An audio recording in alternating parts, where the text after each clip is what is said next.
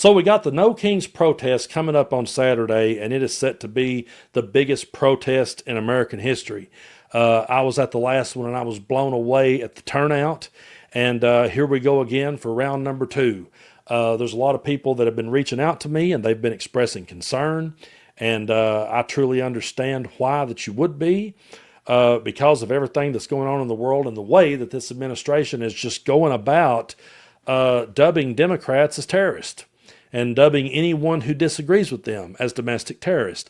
They literally created Antifa, a phony boogeyman, right out of clean, thin air, just pulled it out of their ass, and they did so that they could crack down on people like me and you. So I understand there's a lot of people who are concerned about going out this weekend, and I'm sure you're going to be even more concerned when I read you this article here from Midas Touch. Now, there has been some updates to this story, so I will point out where those are at as I'm reading the story. But this is one that I read, and it just caused my blood to run cold, because I said, is this really happening in the United States of America? A president is so thin-skinned that he can't let people protest? Because if you remember, when the Epstein survivors were standing at the Capitol, he flew planes over their head to try to drown them out.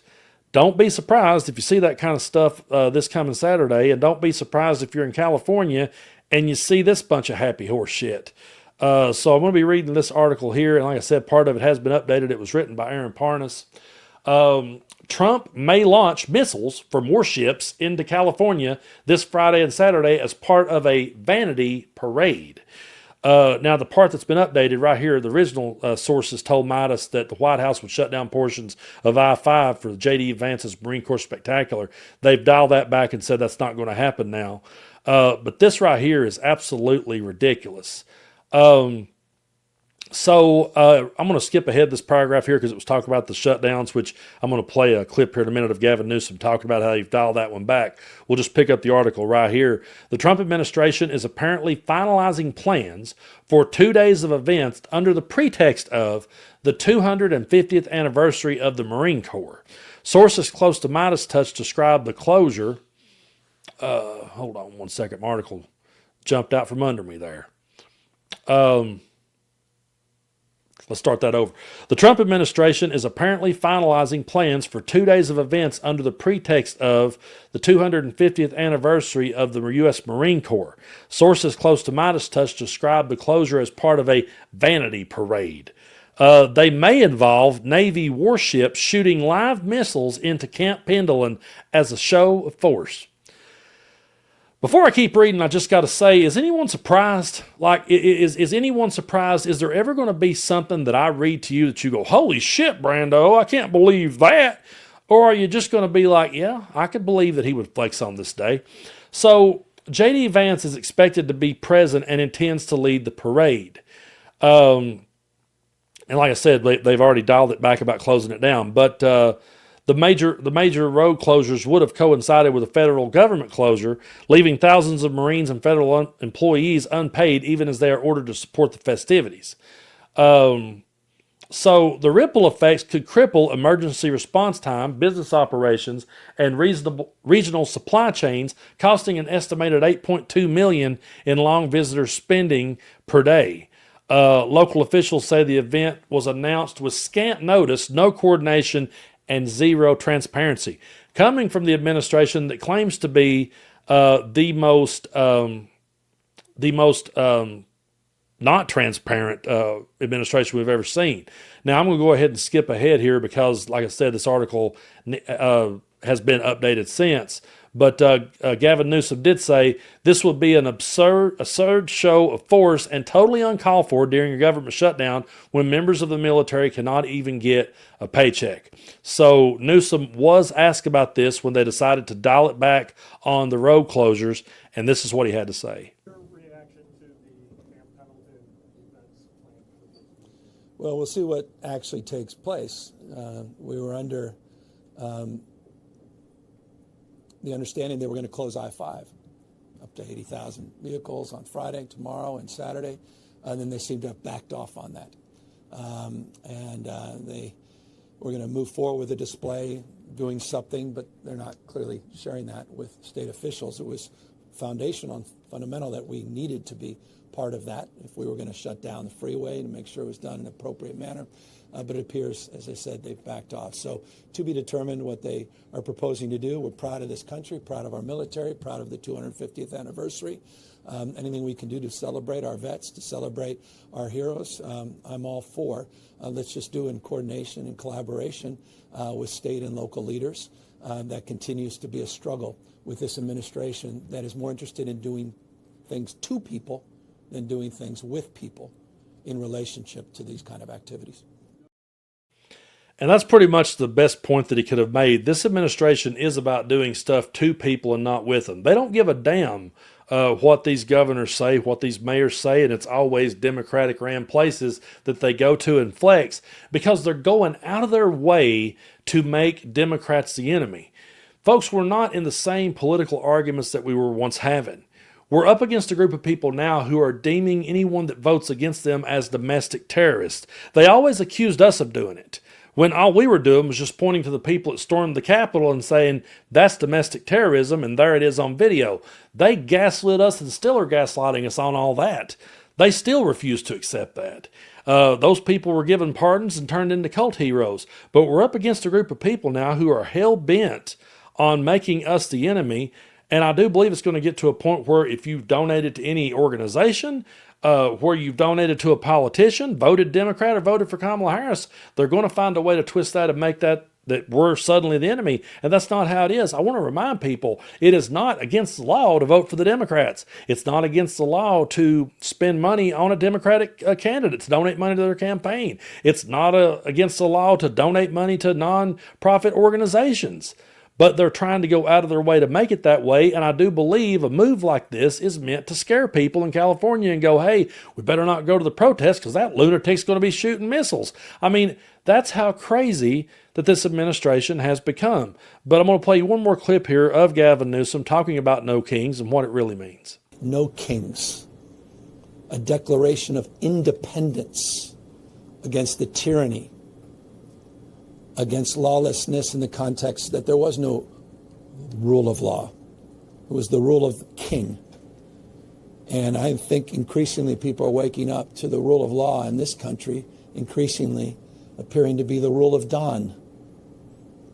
And I hope it's dawning on people how precious this moment is and what's at stake. And so I hope people put a stake in the ground, take the opportunity and time to participate this weekend, but again, do so peacefully, with a deep realization of the consequences and what the founding fathers were all about.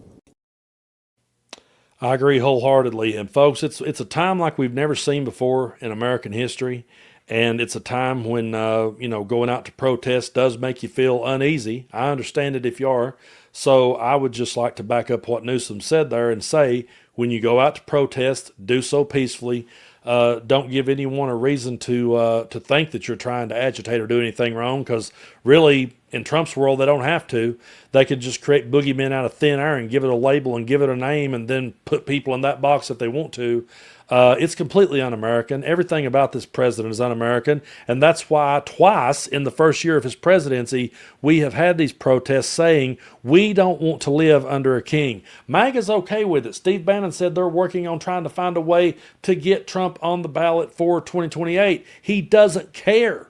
He doesn't give a damn that it goes against the Constitution. He's okay with a dictator. They're saying it out loud. So stop saying that we're trying to be hyperbolic or scare people or create a bunch of hysteria. It's not that. We're trying to point out the obvious. These people are perfectly okay with Donald Trump becoming dictator. They will be perfectly okay with any of his sons picking up the ball and it staying in the family. There is no voice of reason or no sense of logic to be found over on that side.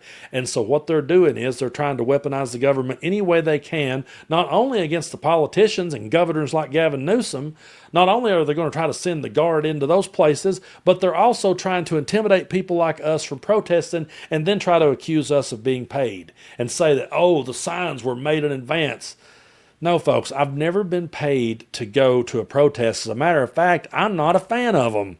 I never have been. And there's been plenty of times in the past, I'll be honest with you, I'm just going to own this. There's been times when I've seen groups of people protesting certain things that I said, I don't really feel that strongly to get out there with you. I mean, you got a right to do it. Go for it. I agree with the sentiment of what you're saying, but I really don't think it's that bad. But this go around, I'm sitting here going, no, I wholeheartedly agree. I'll be there regardless.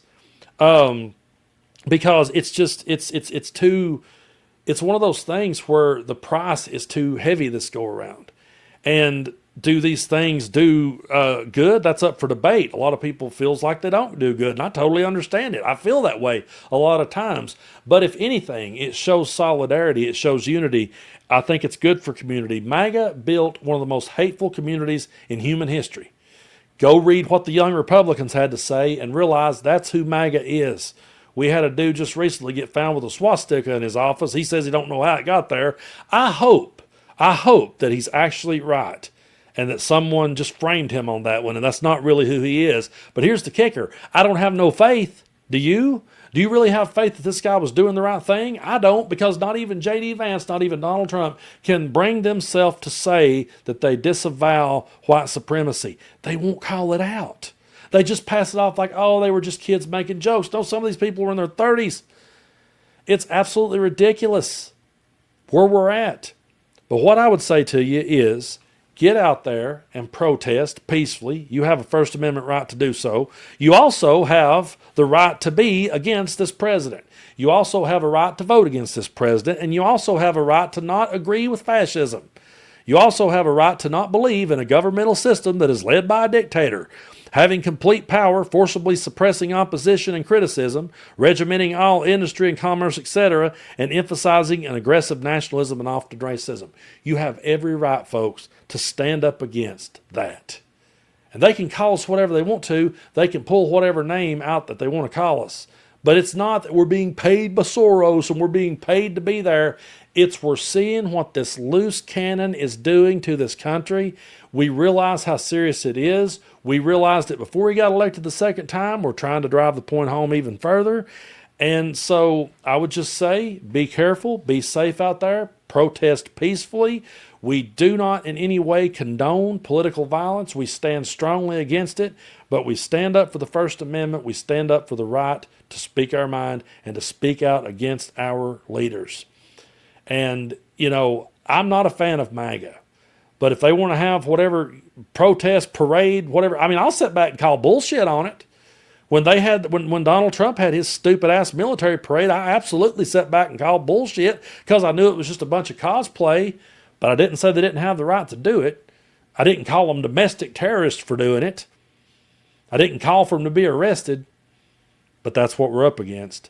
So this weekend, wherever you go, make sure you video things so people can see what's going on.